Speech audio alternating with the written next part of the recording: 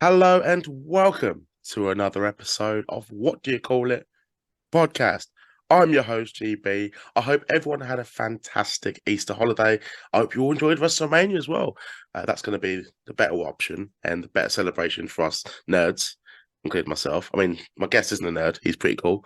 Um, but I hope you all had a great Easter and a great week, and I hope you all have enjoyed half term because in the UK we get 2 weeks off. I don't know what's like outside the UK, fuck knows, but I'm rambling on.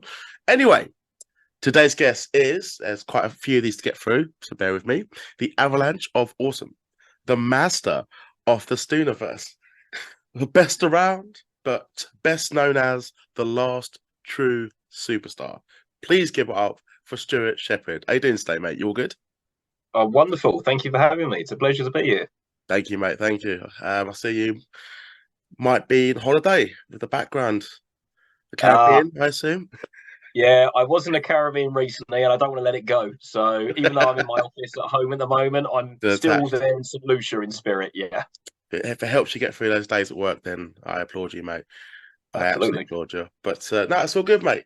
So before we discuss your wrestling career, what makes you the last true superstar, I want to ask, what did you think of WrestleMania? Did you enjoy it? So for the large part, yes, I thought night one was excellent. Thought Hmm. it was really, really good. I thought it was a great way to end it as well. I mean, I would have liked to have seen Charlotte and Rhea go on last, but I can understand why they went with the bloodline Yeah. and Sammy and Kevin. But I thought it was the right result. And for the large part, night two was good, but I've got to be honest with you, I hated the ending. I thought Cody should have gone over. It was the Same. wrong decision. And they're all like, oh, it's all part of the bigger storyline, which maybe it is. But if ever there was a moment to do it, it was WrestleMania. So I was very disappointed. I think you nailed it. I don't disagree with you. I was actually probably a bit more vocal about Cody losing, especially us Brits staying up that late. I don't know if you did Oh, or yeah. not. I think it's like 5 o'clock, and it's just like dun dun dun dun. Ah, for fuck's sake, it's done it again. Oh, they must restart the match. Something's going to happen. There's going to be some Yeah, yeah. shenanigans. It's like, oh, No, come no, on. no. That's it. It's done. So come on, The Rock. It's the one time I want The Rock back. Just like if you Yeah, smell, restart the yeah. match. Cody wins. Everyone's happy. You know, that is the end of the story. But if the payoff's going to be worth it, then I want to give him faith because Triple H is pretty good at what he does and Yeah. has restored my faith in WWE, to be honest. But you nailed it. The moment was there, but we'll see what they've got lined up. And maybe Jay is the one that does it, but who knows? Who knows? So, Yeah. got the WrestleMania talk out the way. WrestleMania is actually known for featuring the best superstars. I want to ask you, as you are the last true superstar, what does being a superstar mean to you? Drink every time I say superstar in this episode. Well, just fizzy water, though, so it's not vodka. So if it was, I'd be very drunk. Oh, well, if you'd seen my promo that I cut for Catch 22, you'd see that being a superstar is a way of life. You know, Yeah. it's going into an airport, everyone turning their head and knowing exactly who you are. It's going to press conferences, it's going to after events, celebrity parties, it's being hounded in the street. You know, it's not being able to live a normal life. That to me is being a superstar. And do you feel like with you being the last true superstar, is that what British wrestling lacks? The superstar, the charisma, the star power. I think so. So my character is really that I'm part of the last dying breed Yep. because there's a certain type of wrestler, certain type of superstar, some je ne sais quoi you can't quite put your finger on. Hmm. Whereas now, you know, there's a lot of talented wrestlers out these days, and fair play to them. But there's a lot of very, very samey wrestlers. A lot of people doing flips and suicide, Hmm. whatever, you know, all this crazy stuff and amazing stuff. But there's not a lot of character development. There's not a lot of Hmm. people really incite general, genuine crowd heat. You know, That someone who really emotion. engages with them. Exactly. Yeah. I mean, Mm. I could name you countless amazing wrestlers, but there's very few. I'm like, yeah, I really resonate with that character, and Yeah. that's what I'm trying to do. So I'm trying to bring a nice blend back of old school wrestling, you know, from stuff from even Yeah. the world of sport With the days. robe that I've seen as well. Exactly, yeah. To Yeah. even, you know, the days of like Ric Flair and, you know, Ravishing Rick Rude and all these guys that I love, but, you know, with the technical prowess of like a Bret the Hitman Hart, a Hmm. Daniel Bryan, Kurt Angle, whoever else. So it's all kind of fitting that into one. Mm. But then all those guys had superstar factors as well. So that's what the last true superstar is. It's kind of a grizzled bit of vet who's annoyed at the youth of today, but he's very self entitled as well. It's very, I've Yeah. owned this. You know, I've been doing this a long time and you should respect me. No, no, I like it, man. I'm on board with this. And one thing that does stand out to me, they might not see it in Yeah. your recent posts, but if they go back on your social media, it's Mhm. the epic Mountain Dew RVD inspired attire with the Mountain Stew logo. Mhm. Please elaborate and tell the Yeah. listeners how you'd be able to come up with this. I think Yeah. brand is very Sure. important by wrestling, but if you could tell why you've done this, and I love it personally. Sure. Sure. Yeah. So I started my wrestling career as Mountain Stew. Hmm. So it became as a pun. So I love making puns of my name, like where there's a new, there's a stew type thing, you know. So one day me and a friend were just playing this game, I was, drinking game, and then he called me Mountain Stew, and I like that, I like that. Yeah, And then I come up with this whole character, like what if someone was absolutely obsessed with Mountain Dew to the point they feel like if they drink it, it's almost like a Popeye drink, and then they just get like super strong, just like batter someone and make an ultimate comeback. yeah, So that's why I started doing it. And then I was doing this character for so long and it was really getting over. But then it got to the point, it's like, this has a shelf life. Like, it's a very comedy act, you know? yeah. So, I was working for a particular promoter and he said, what, I like you. You're a really good wrestler. I don't like the character of Mountain Stew. I was like, okay. He went, what do you want? He went, I don't know. And then he was the one who actually gave me the last true superstar character. Oh, And I was wow. like, okay, but he gave me a little bit of direction. He said, oh, yeah, you wear a robe. You think you're better than everyone else. And that's when I really started developing, like, Hmm. just like I told you earlier on, what exactly it is to be a superstar. And it's kind of evolved as well to almost be not quite a comedy act, but I've become more self-delusional. Rather than just Hmm. being, grizzled, angry vet, it's more like I've really convinced myself I've got Like accolades that you aren't actually genuinely true. believe this? Yeah. Yes, yes, yes. But I still do Mountain Stew now and again. It all depends because there are some promotions I wrestle for. Kapow, for instance, they're a very, very colourful promotion. They love their superhero characters and really over the top characters. So they love using Mountain Stew. So on occasion he does get rolled out, but Hmm. predominantly I'm the last true superstar. So Has depends merch, what by you the want. way, been a pain in the ass with the Mountain Stew stuff?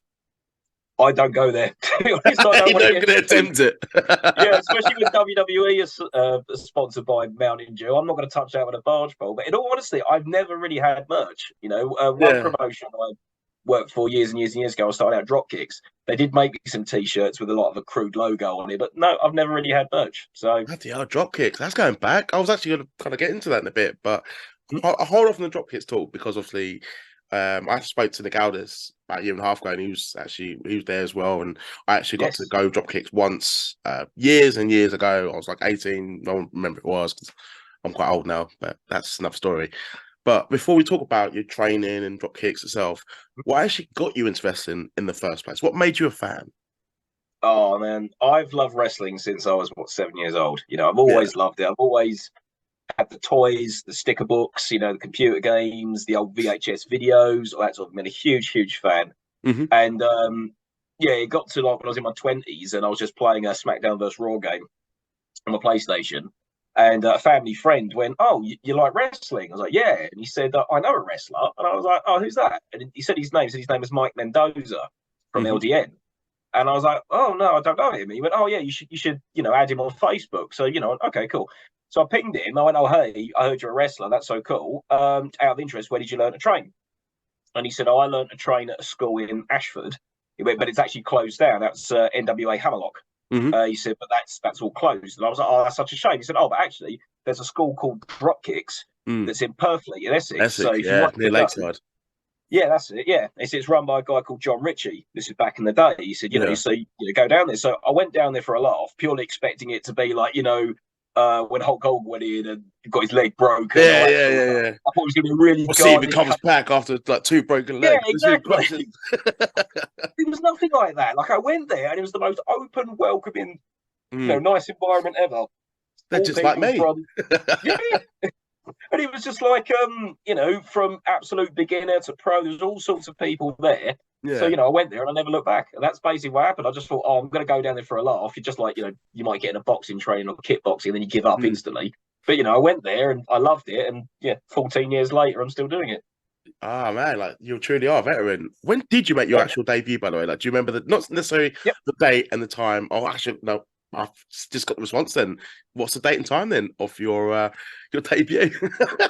Well, the actual time, the bell No, no, time. no, no, not the time, but like the actual year and the date.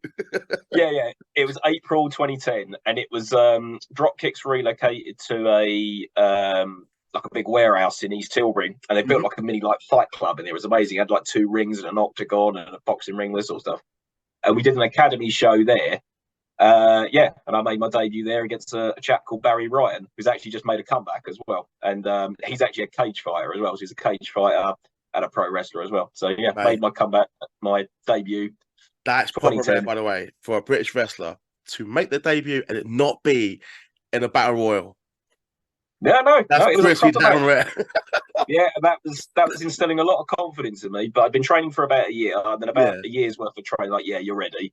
Had a match. It wasn't terrible. You know, I've gone back. I don't hate it. You know, it could have been better, but it could have been a lot. Is it still available, this match? Or is it only in your sort of... It's on a very crude DVD that someone filmed and, you know, on a recorder and burned it to me. It's not available online, but I'm sure eventually I could upload it somewhere and send you a link. You got it, mate. You got it. And also give ammunition to the fans that do love to boo you, by the way. But we'll get into that in a bit. What was your character originally then, when you were sort of before you became Mountain Stew and the Last True Superstar? It was nobody. I had a very generic white singlet, very revealing. And I was just literally Stewart Shephard. There was no moniker or anything like that. It was just this. And then it took me a long while until I got another booking because I must have thought, okay, still need some work. And it was during that time I come up with this idea of Mountain Stew. That's when I got all like the green gear design, the RVD style, and because RVD was a huge inspiration. I love him, love the guy, loved his style. I mean, I can't even do a fraction of the stuff he does, but you know, loved his look, loved his whole outlook and life and that sort of thing. But yeah, so that's what I did. And then when I did eventually get my second match, I was Mountain Stew. Oh wow, bloody hell! Now, fair play, fair play. With being Mountain Stew and Last True Superstar, being a babyface on the hill, one, what do you prefer? And I mean, on a personal level, and the other way is, what is more difficult, being a heel or being a babyface? Oh, see, it's so much harder to be a face, I think, because it's a lot harder to get people to love you than to hate you. Yeah. Okay. So it's a weird one. What do I prefer? I mean, there is no better feeling when you come out and everyone's going crazy and they're cheering for you, and even during the heat and you're getting beaten down and they just want you just to come back and kill the other guy.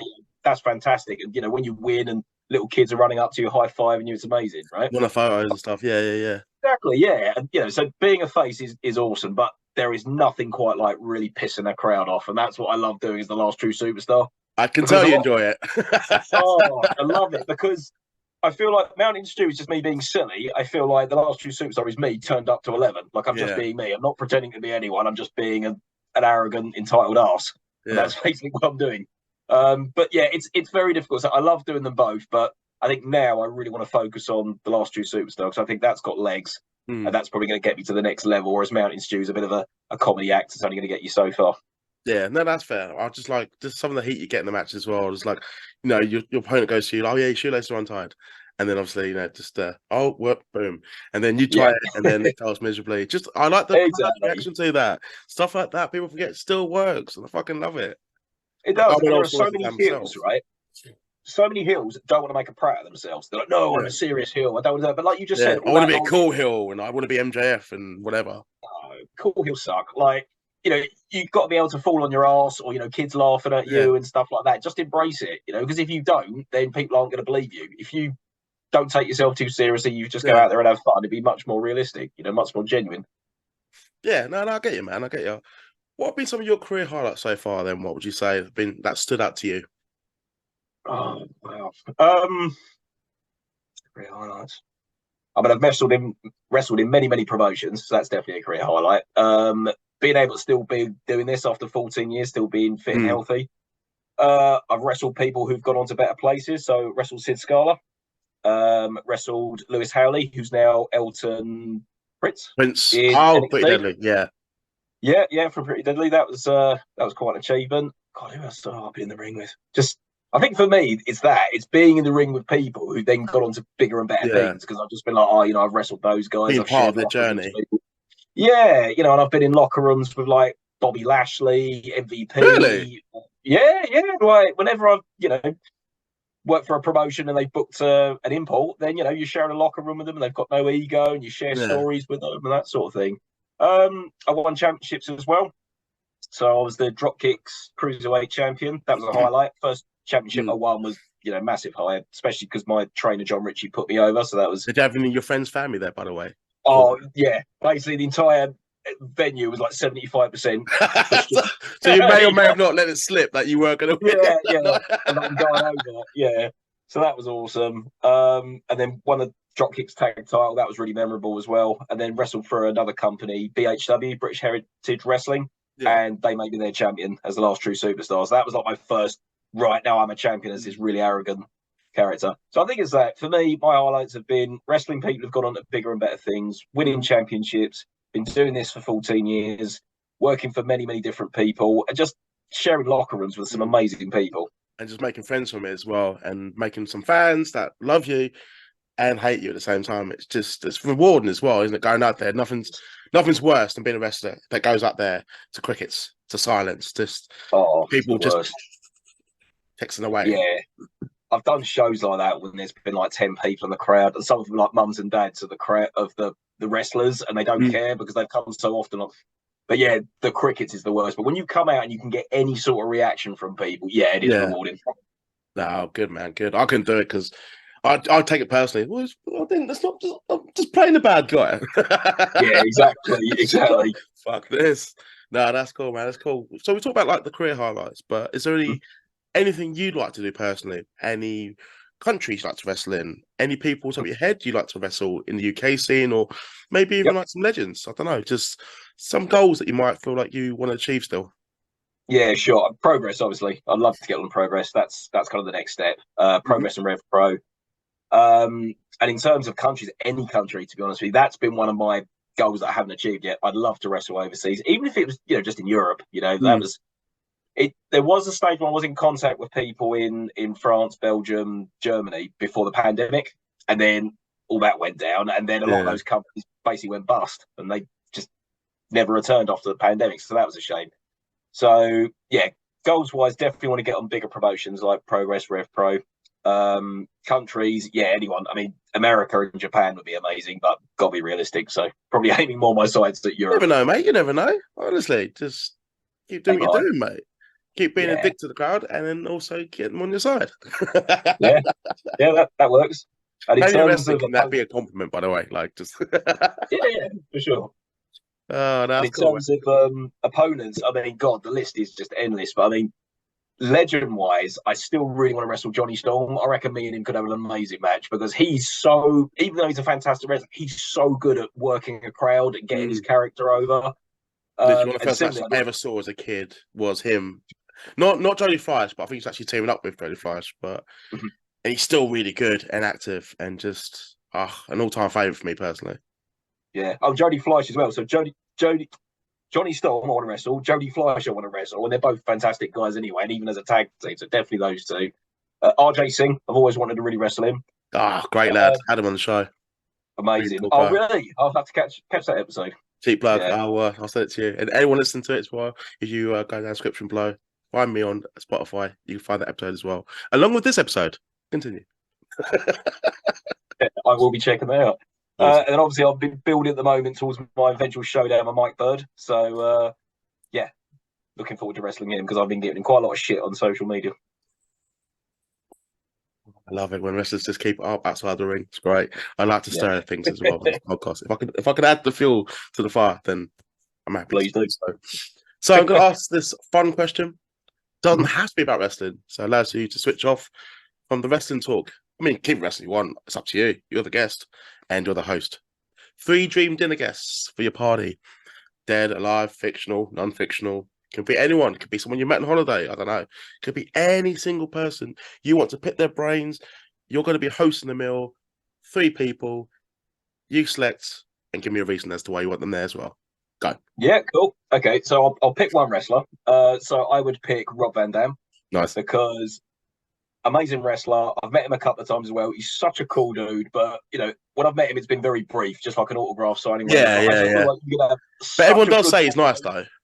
Yeah, for sure. And like even podcasts I listen to him, he's just so, knowledgeable about so many things. He just has, great conversations. So I think he would bring a a lot of interesting conversation to my Mm. dinner party. So definitely him. I'd probably end up just chewing his ear off about wrestling as well. But yeah, I'll get him to definitely do the Rob Van Shawn Dam. Michaels impression. He does this. It's on YouTube. It's when he does the cross-eyed thing. Oh yeah, I've seen that. It was That's funny. backhand compliment. Like, Rob, you were so entertaining. And That's not a bad impression as well. did an impression of Rob Van Dam, did an impression of Shawn Michaels. Great. Oh, it's so meta. So we've got Rob Van Dam. Who's going to be number 2? Darren Brown, just because one of my other passions is magic. I absolutely love magic. And before I became a wrestler, I was actually, I won't say practicing, because I didn't do shows, but I was religiously learning how to do magic, even just to do like a few card tricks. Like you'd be down the pub and you could just wow people. Yeah. That sort of thing. And I'm one of those people like, oh my God, do it again. yeah, watching close, yeah, you did it. But magic fascinates me, you know. And I think sometimes magic goes hand in hand with wrestling. Sometimes what the eye doesn't see, it's like, how have you done that type thing, you know? So yeah, and again, I've read his book, and you know, I've been to see his shows and watched all of his specials, and he just strikes me as a fascinating guy as well. So not only would he be a good conversationalist, he would also wow people with magic tricks at the table. So definitely Darren Brown. I like it. And number 3. My final one is one of my favourite comics ever for, you know, very, very old times, Norman Wisdom. So I used, you haven't heard of it? No. Who am I thinking of? I've actually got the box set of it here, so I might be able to just show you it. So I don't want to Google it at the moment either. I'll wait for the box set and see if it reminds me. Hold on. It's not going to work probably. So this guy, I saw a glimpse. Hold on, let me just Google. Hold on, let me Google quickly. Yeah. 1 minute. So he was a comedian. He was born in the 1920s, I believe, and he did a lot of English comedy films in the 1960s, but he did stand-up comedy, he did tours and all that sort of thing. The name thing. does ring a bell, but I just can't. I can give you any examples of his work, his films, or his it's okay. Those who know him, but he inspired a lot of people, like Lee Evans. So you know, like really pratful comedy. Like I don't know Lee Evans. I'm so sorry. Okay, maybe you should come on dinner party. Honestly, just imagine like a sweaty twat. What does that cost? Oh no. That's all right, no worries. But well, just imagine, you know, like the type of humour where like people just like stack it and take like energetic, like, it doesn't stop. Yeah, but he would do his own stunts. Like one of the stunts I've seen him do, like he would just fall from the top of a flight of stairs all the way down, and like completely solid wooden stairs, and he would just do it. And then I've heard a story like he did it, and then there was no real film in the camera. Oh, you're gonna have to do that again. Like, so just stuff like that. So I think for him, for the comedy, Darren Brown for the magic and the wowing people, and the interesting stories, Rob Van Dam. I think the dynamic of that dinner party would be fun. I fucking love that. I just I don't recall RVD. I know the other two definitely haven't been mentioned at all. But I've heard like Jericho mentioned a few times and The Rock and stuff like that. But the other two, I just love when people think outside the box. It's not an insult. Everyone just chooses who you want. I think it kind of reflects who you are as well. And also means you haven't listened to any of my other podcasts. But anyway, no, it's cool though. That's pretty cool. The magic stuff as well. That's pretty cool. Have you tried to incorporate it in your wrestling? I'm not saying go like OTT and just like, oh, look, a rabbit at my hat and, you know. No. But I'll tell you something, right? The match I had the other day, and I'm going to put this guy over, there is a luchador wrestler called Illusionisto. And he is amazing. And he incorporates all that magic stuff. Like, we did a match the other day when, like, he's annoying me with all of his antics. And I go to kick him, grabs my foot, and he spins around, and suddenly pulls some flowers out. And then there was a bit later on when I'm, like, fish hooking him. And then suddenly, you know that trick where they pull out the paper? Yeah. So he did that. And I'm like, this is amazing. Like, I wish I'd thought of this gimmick years ago because it's so cool. But yeah, no. So I wouldn't want to do that just because he's doing it so well. So well. Smells like that could be a tag team in the working, and then it allows you to incorporate the magic tricks that you've always wanted to do in the side of the ring. What, the odd couple, last true superstar and Illusionista, maybe. Love it, man. Love it. Stuart, is there any last messages you'd like to say? Anything you want to promote? Anyone you want to call out? Any wrestlers? Any feuds at the moment that's going on? Any tickets you want to sell? Any tickets I want to sell? Well, I am wrestling this weekend for Kapow. Wrestling Friday the 14th, Saturday the 15th in Gosport and Portsmouth. So you can go on kapowwrestling.co.uk, get your tickets for that. And then the match hasn't been set yet, but like I said, I have been giving shit to the guy, Mike Bird. So those of you who haven't seen my promo, that is on YouTube and he's also on my Instagram. I'm calling out Mike Bird because I defeated him.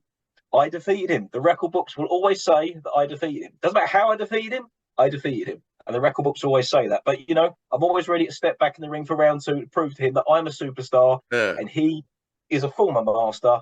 I'm the master. He's now the student. Ah, I love it. I love it. Setting up angles as well. It's great. And then continuing as well. But Stuart, thank you for coming on. If the listeners want to find you on social media, see if you do bring out some magic tricks or some funky attire when you're going to be Mountain Stew or the Last True Superstar, how can they find you on social media and keep up to date? So you can find me on Instagram. I'm at Stew Mountain. I'm also on Facebook /Mountain Stew. And I'm also on Twitter at Stew Mountain. So you can find me there. No TikTok? No TikTok. I need to get on that. It's not just me. Yeah. It's not just me. I'm in the R30s as well. So I'm I mean, like, I get why people do it, but I just, nah, not for me. Not for me. There's so many others. There's like Discord and all this other sort of stuff. I've heard of Discord. I don't know what it is. I don't know what it looks like. I don't have a fucking clue. No idea. No, even just Reddit confuses me. Yeah, no, exactly. No, for me, just the bog standard ones: Facebook, Instagram, Twitter. That's where you can find me. You can either search for Mountain Stew, Stew Mountain, or it does come up if you search on Mountain Stew. Just so you know, and I think it does come up on YouTube. No, I think Last True Superstar comes up on YouTube. Stewart Shephard, that does come up, but Mountain Stew, I can't remember if that came up actually. But there is a lot of your matches on YouTube as well, which I would highly recommend, as we have talked about a few of them in this episode as well.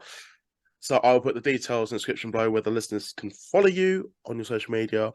And if they can like, subscribe, also share this video, that'd be much appreciated. So I can continue producing more content on a more regular basis. So I took a 2-week break. That's many weekends, half term, Easter, all that mumbo jumbo. But I'm back. And I hope you enjoyed this episode. If you could follow me also my social media handles in the description below, please do so now. That'd be much appreciated. But for now, everyone, take care. And I don't have a Mountain Dew to drink. I was going to get one from the shop, but didn't have enough time. Next time. And trademark as well. Trademark. But no, that's cool. Thank you for coming on, Stuart. Take care, everyone. Peace. Thank you.